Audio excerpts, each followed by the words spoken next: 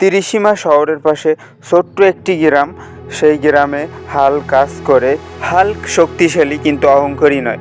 সে কষ্ট করে টাকা ইনকাম করে। হ্যাঁ, এমনই একদিন কাজ শেষ করে বাড়ি ফেরার পথে হাল্ক কিছু একটা অনুভব করে এবং রাগান্বিত হয়ে যায়। হাল্কের আর বাড়িতে মন টানে না।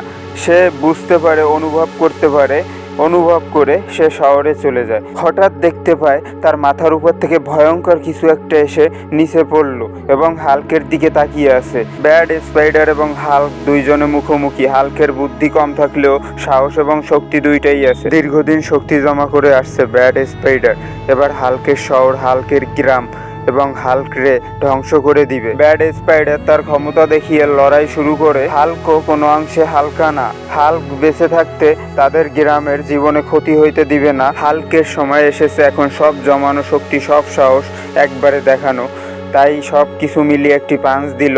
স্পাইডারম্যান উড়ে গেল, কিন্তু স্পাইডারম্যানও কোনো অংশে কম না।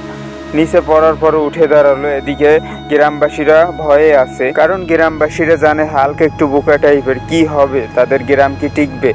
এই দেখে লড়াই চলতেছে হাল্ক এবং ব্যাট স্পাইডারের মধ্যে। দেখা যাচ্ছে হাল্কও কোনো অংশে কম না। আর এই দেখতে দেখতে ধ্বংস করে দিল ব্যাট স্পাইডারম্যানকে এবং সব কিছু শান্ত হয়ে গেল। এরপর হাল্ক প্রশংসায় ভাসছে। সবাই গ্রামবাসী তাকে নিয়ে প্রশংসা করছে।